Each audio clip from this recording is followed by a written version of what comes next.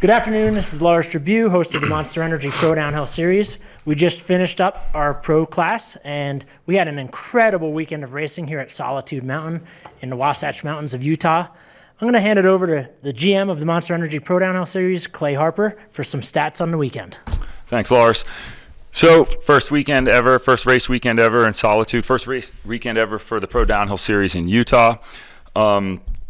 The first and most important thing to hit on this is just a huge shout out to Solitude.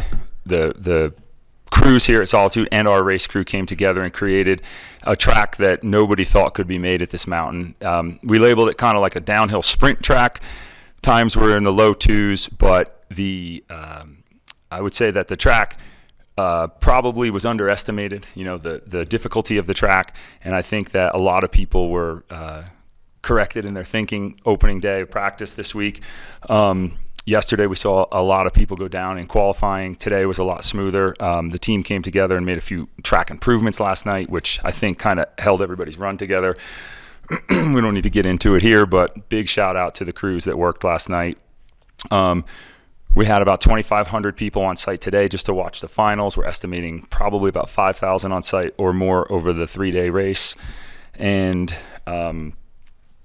I think that it's just worth noting, the incredible support that Pro Downhill Series has seen in Utah. We knew we needed to be here. It's been a goal since we started this series. And we literally started this series before Solitude existed. And so we kind of are coming into this together. This is the first downhill race they've ever hosted. No local race, no regional race, straight to a national level race. Their team's crushed it. So big thank you to them. Also the local community down in Salt Lake City. I mean, we did not expect this size crowd for this today, so it was pleasantly overwhelmed with that, right? I think that the fact that the resort power went out, we're still sitting here kind of in the dim light, was maybe something people from home won't know, but the entire Big Cottonwood Canyon lost power to, it was a little bit of a windstorm and a tree took out a power line 3 miles down the road.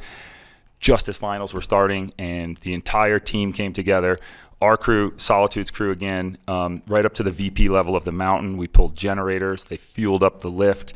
A lot of venues we work with won't go that far. They won't take that kind of initiative to get the race off. So for this to be a first time ever here and them to go through that with us, feels like we went to war with our venue, and we came out victorious, which is cool. And I don't think I've seen a crowd like I saw up on that track today. US Open gets a big crowd, but I don't know if they're that fervent. That was pretty nuts. I think there's going to be some clips that come out that are going to make us question maybe adding some more tape. It was pretty gnarly, the crowd up at that section. I think that the athletes will probably answer some questions on that in a minute. It was really cool to see that in the U.S. That's what we've been working for, and that's what we've been building towards. So thank you to everybody that climbed that hill or walked down it. Couple stats on the race: $17,500 in prize money, plus another $1,000 in hole shot awards for SR Suntour hole shot. Dante Silva, Kaylee Skelton taking those home. Again, always kind of fun for us when the hole shot is won by someone who didn't win the race. So Alden Pate taking home the win on the men's pro field, but Dante taking the whole shot from him. I talked to Dante at the end of that run, and I think he felt like he blew it. He was up, he had it, and just lost it towards the end. So I'd say that goes back to, a 2-minute track. People, think they can just hammer the whole way down it, and I think Dante had a good plan and a good head of steam, and unfortunately, just couldn't hold it together throughout the whole run. But he did move himself much closer to Aaron, closed the gap in the points lead, which was cool. Kaylee, another dominant performance. Good job. Always entertaining. I was in the crazy off-camber section in the big crowd, standing in the middle of the big crowd. We had Rob Warner on FaceTime when you came through, and the crowd was going bonkers, so that was pretty cool. Great racing. The size of the fields were decent for a first time ever at a venue too. Sometimes that's tricky. We had about 50 pro men and 12 pro women, 56 Cat 1, 17, 18 men, which is huge class. That's super competitive, really good to see.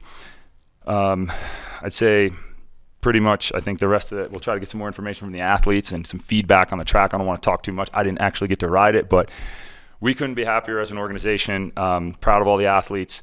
Again, I'll say it, super proud of our team and how everybody came together, dealt with this power outage, dealt with all the hiccups of a new venue, and pulled off one of the best events we've done in a long time. So thank you. It's great to hear from the series GM, Clay Harper, and we've just invited our top 3 finishers in the women's pro field up to the table. So we're really looking forward to get some insights into what today was all about for you. So I'll start with you, Kaylee. You came into today with the red plate. We know it was really important for you to keep it, and we know that you've been having a good season. So what does it mean to you finishing in that top spot today and going into round 4 with the momentum that you have? Yeah, I'm just super excited and just overall just happy to be riding like myself. And we've been riding nonstop for the past 2 months or so. So I think just all the time on the bike has paid off. And I don't feel like I'm going crazy out there. I'm just having fun on my bike and having a good time. So I'm really happy to come off such a loose track like this and just an unpredictable, dusty track into national champs for round 4, because that track is equally as crazy, but steeper, loose, gnarly, unpredictable as well. So just having some extra time on this type of terrain is going to be a huge help for all of us going into nationals. Excellent. And Maylee, you came in, you were sitting 3rd in the series coming in, and you just, when you were on track, it was all green and like by wholesome margins. So there was a lot of excitement. And then you came across the line, you were in the hot seat. How did that feel, and what does it mean to you heading into the next round, building on the momentum, getting closer to potentially putting extra pressure on Kaylee? I'm super excited. I didn't expect to carry this much momentum into this weekend, but super happy how it turned out. I really just pushed as hard as I could, and I just got a new bike, and I tested it last week, and it really put in some work for me. It was great. All right. Now, when I talked to you at the finish line, you seemed a little bit surprised at how well it actually went, because it was a tough course. So what was going through your mind when you were about to cross the line? Were you kind of prematurely celebrating, or what was going through your mind at that point? I was almost too calm on track to where I just didn't expect to be crazy fast, because it didn't feel like I was pushing, but I was super smooth. Almost every section I laced how I wanted it to, and sometimes smooth for me just feels kind of slow, but smooth is fast. Excellent. All right. Callie, you came in and you made an absolute statement. It's your first season racing professionally, and you started the season incredibly strong. You won the Downhill Southeast Series in the pro class, and then you showed up this weekend and qualified fastest. So how did you sleep last night? Was it additional pressure? What was going through your mind as you prepared to break the beam today? I was really excited to get on the track. I was feeling really good. Once I did, I was feeling great. Tried a little bit too hard, but it was sweet. All right. And do you feel like you rode faster and better than yesterday, smoother? Did you feel happy with how you elevated to the extra pressure of being the number 1 qualifier? I feel like I rode better yesterday. I felt more smooth and just everything clicked together, whereas today I was kind of making mistakes and felt more tired, but it's still pretty good. 3rd place is sweet. All right. One more question for you. So, Callie, you're originally from Texas, but you've been living on the road. So how is that impacting your races, and how does it feel having such a strong commitment from your family to pursue your dreams? It's awesome. I can go everywhere and follow the race series and train anywhere I want. I spent a lot of time at Windrock this year, and it was pretty awesome. All right, excellent. Here's a question for all of you. The crowd was insane in the Rock Garden. So on such a physically demanding track, you're probably pretty smoked by the time you get to that point in the course, and you're probably feeling like, all right, I've done a good job so far. There's not as much left as there's not as much ahead of me as there is behind me. But then you go into that crowd. So what's that like? How do you handle the extra pressure? Did it help, or did it put extra stress? So start with you, Maylee. In the peripheral, you could just see everybody in the thing. There was no grass, no nothing, just fields of people. But I feel like it added enough pressure to where I could just not crash. The goal was just if I crash in front of all these people, it's going to be bad, which it added good pressure. I liked it. Excellent. And how about for you, Callie? It was incredible having a crowd like that. To be honest, I did not know the crowd was that big till I saw a video afterwards. A lot of the times in our race runs, we're so focused, we're not really paying attention what's on the sides, and it's usually silent in my runs because I try to find all my focus. And going through there, I actually came out of my silence and heard the crowd, and in my run, right before I went over the double rocks, I was like, this is sick, and then kept going. And I was just so pumped because I could hear them banging. And normally we're, like I said, silent through stuff like that. But for some reason, I was just able to just take one little bit of my focus on it and just appreciate that crowd. And it was so cool. And seeing the videos just afterwards of really how many people were up there, I was like, that's incredible. That's just what this series is becoming. And I'm just so happy to see the traction that it's gained. Awesome. And Callie, you were the last female down the mountain, and then you go into that crowd. Was it insane? Like, what did that feel like? Yeah, it was insane. There were so many people. I've never seen that amount of people like on the side of a track before. It was so cool. It definitely helped motivate me to get through there faster. All right, I want to fantastic. throw in one thing. Yeah. The last time I've seen a crowd that big in one specific section was at the Snowshoe World Cup that I raced, and it had that same feeling, which is huge. So that's so cool to have that in America. It was nerve-wracking on the lift. You're like just slowly going past all of the people, and you're just watching them cheer. It was insane. Yeah. It was super cool. Right. So Had many to put in people. the headphones. It was a little scary. Yeah. What were you Love it. listening to? Do you remember? Glorilla. Yeah, there you go. Nice. Excellent. So let's give you all an opportunity to make any comments, people you want to thank. Start with you, Maylee. I just want to thank my parents. They always push me to be my best, and they get me out to all my races. And I recently just found like a new team, like home almost, and they have helped me a lot. I got a new bike, and I've never actually had, well, it's like my second ever downhill bike, so which is really cool. And it was just like a great team environment all weekend, and it really helped me succeed. Excellent. And Kelly, you won on like right next to the headquarters of your bike sponsor company. It probably means a lot to you and probably helps your renegotiation contracts for the years to come. But how about for you? Any closing comments? For Yeah, you? I just felt super special just being here in their hometown of Ari Bikes. They're in Linden, Utah, which isn't far from here, and alongside Ari is Redmond Relight. They're straight out of Utah as well, and we had the whole crew here. Everyone from Ari came out to support us, and everyone from Redmond came out to support us, and Nick's family, my boyfriend Nick, who races as well, his family was out here supporting. And just when you have that extra support around you, it means a lot, and it definitely helps you go that extra mile. We had mechanics and people bringing us snacks and water and keeping us hydrated all weekend. So just those little bits just really help us and keep us happy, and just we're so thankful to do that here. All right, fantastic. And how about for you, Callie? I would like to thank my parents, PGR, Mondricker, Olin's, Monster, and Pedro's Bike Care. You've helped me out a bunch to get to all these races. Excellent. And big props to all three of you. It was really tight racing. You guys did an incredible job. Congratulations. You're going into the next round at Big Bear next weekend, and it's also national champs. So hopefully it gives all three of you a lot of confidence to go and deliver next weekend and have safe travels between now and next week. Thank you. Thank you. Thank you. We're joined here today with our top three men's finishers. Absolutely incredible performances. We have our winner on the day here at Solitude, Alden Pate, taking home the top spot. Dante Silva right behind Alden in the second spot, and Aaron Gwin in third today.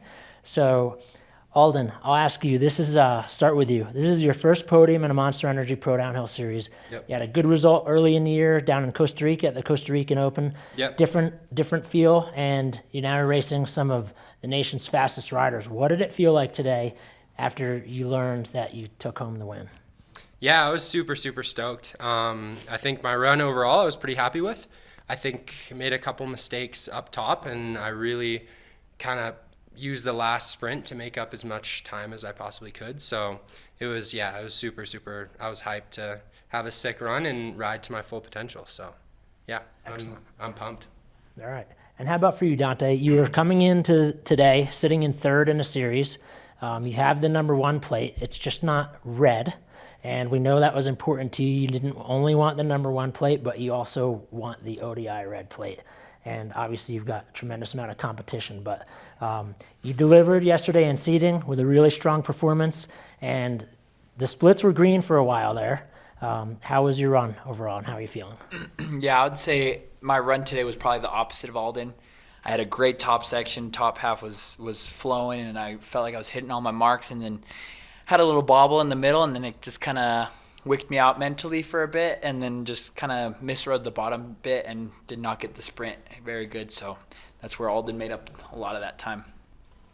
But I'm still stoked, and like I've said a couple times, if we're pissed about a second place, it's not that bad of a weekend. Absolutely. It also helped your pursuit in the series. You've moved into the second place in the series. There's now a tiny bit smaller deficit. You have a 10% gap, or 10-point gap to Aaron. Aaron, you threw down a really strong performance today. You didn't seem overly excited when you came across the line, but we knew you were going fast. You came out super fast, and you stayed strong all the way to the end. What are your thoughts on your run today? Yeah, it was good. It was solid. I was kind of like, I struggled pretty bad in seeding yesterday. I made a couple big mistakes, and yeah, I don't know. Like, I just was feeling like energy-wise this weekend was like kind of low. I think just being sick a bit and like haven't been riding with that injury and whatever. And so, yeah, I just wanted to have like a smooth run this weekend, and I felt like that kind of was the finals run. Like, I felt decent up top. Like, same with these boys. Like, the track was so loose, I don't think you're gonna have like a perfect run. So I was making little mistakes, and I knew like I couldn't do that because I was expecting to lose some good time at the bottom because I just kind of knew where my pedal legs were.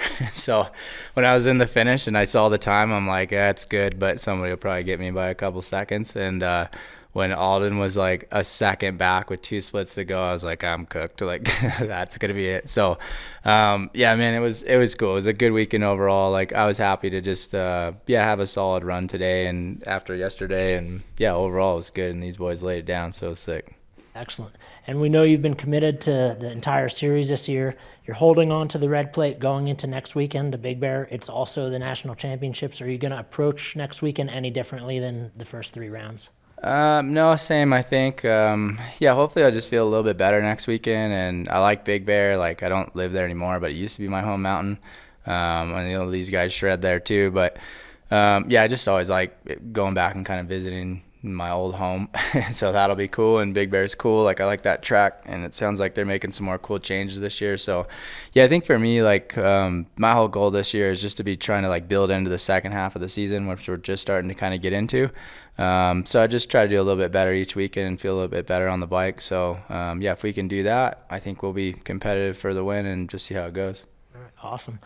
Alden, you mentioned in the finish line corral that you don't consider yourself a strong rider in a dry. You actually proved yourself wrong today and delivered. Right. Did you do anything different, bike setup, or anything to mentally prepare differently for today, knowing that it was just so dry and chunky? Not too much. I mean, I'm from Washington State, so we don't have a ton of we'll have 2 months of dry weather, but it's never this deep or dusty. So I think, yeah, going into the weekend, I was just telling myself to ride with patience, and I found that helped a ton, because when I tried to override the track, the front wheel would go and kind of wash here and there. So that helped me in a lot of spots. And then I think also just riding with confidence, because at home, even in the dry, I'm confident in my riding, and that's when I'm riding the quickest. So I think starting from practice lap 1, I just tried to tick off all the features and get everything kind of so I was comfortable on it, and that definitely helped to adapt to these conditions. Excellent. And Dante, you seeded fastest, and I know yesterday you said, if the weekend was over right now, I would be good. You were the last guy to drop today, so there's obviously a little pressure there, and then you come into the bottom section where there's just a sea of spectators. How are you feeling at that point? You mentioned you felt like you threw it away a little bit at the bottom, but at that point, did you feel like you were still racing for a win, or did you feel a little less confident in where you were going to stack up? Yeah, I mean, I was very, very kind of flow state, I guess you could say, in the top half. So got through the spectators, and then right past the spectators is where I kind of made my first little bobble, and then I think I just kind of woke up from there, and I'm still happy, and I still pushed it to the end, and I knew I could probably still be pretty close to a win, so pushed on the last straight. Also kind of had a bobble on the last straight, so I was watching that time on the timing board just ticking up, and I was like, oh, and I knew it was Alden because he's been riding really good all weekend, and everyone was talking about it. Everyone knew that he was definitely in contention for the win, so I gave him my all, but unfortunately it just wasn't the best today. Yeah, well, still a very strong performance. How about overall thoughts on the physicality of the course? I think most people, from what we heard, were thinking short course, a little bit disappointed when on track walk, and then when you put the rubber on the course, it was all of a sudden like, all right. Any surprises for the three of you from that aspect? Yeah, I mean, I'll start. I think the elevation was a huge factor in contributing to the physical track. Track was super short, but I think I was stopping halfway through and my heart rate was already pretty much max. But I think if you tried to override the track, that would lead to some fatigue early on. And I think as I personally relaxed more, I was less fatigued through the track. But in my race run, towards the bottom of the track, I think I was pretty much on 0% energy. So through the finish line, I gave it all I could give. So I think, super short track, but still really physical. And I would say, adding to Alden, the elevation is obviously huge for us, especially for us sea-level boys. But it was super short, but it had a lot to the track. And you never really had a break. And then since it was a little bit on the flatter side, it felt like we were pumping the whole way. So I think it was really easy to forget to breathe, to forget to relax, and it was easy to stay tense so that you were already blowing up by the bottom. And surprisingly, usually 3-minute, 4-minute runs were still lasting all the way to the end, but right now it felt like if it was 10 seconds longer, I was not going to make it. So it was definitely a physical one, and I think we're all throwing a little aback on that. All right, excellent. And Aaron? Yeah, same. I think the altitude is always gnarly when you come to places like here, or even Big Bear next week, and it'll be kind of the same. But yeah, like Dante said, the bottom part of the track was pretty flat and it was really slow corners. So you're really laboring to work the bike to get it up to speed. And there's a big sprint straight out of the gate, and that sprint was your speed for the first 30 seconds of the track. So you had to really get after it out of the gate. So you just started with a 10-second full-on interval to start your run. And then after that first little straightaway that was fast, there's nowhere else on the track. A lot of tracks will have these connector sections that are really fast and you can kind of tuck and take a few breaths. Here it was pretty full on from the time you got into the trees to the bottom. So there was just nowhere to rest, and if you were lazy and just kind of stood on the bike, you were losing time. So you had to really work it the whole time, and then that sprint at the end. So yeah, same. Like Alden said, you stop and practice 30 seconds, minute in, and pull over, and you're dude, I feel like I'm absolutely on the limit right now. But I don't know, race runs, when you go through your warm up and you kind of get ready, you always feel a little better than you think you would. But yeah, for sure, for being a 2-minute track, I'd say it's the most physical track we've raced this year. Awesome. Any closing comments from each of you? Things you want to comment on that we haven't touched on, people you want to thank, unique scenarios for the weekend? Aaron, we'll start with you. Yeah, I just want to congrats on the big dog here for the first win. That's always really cool. It was cool to be on the podium and kind of share that moment.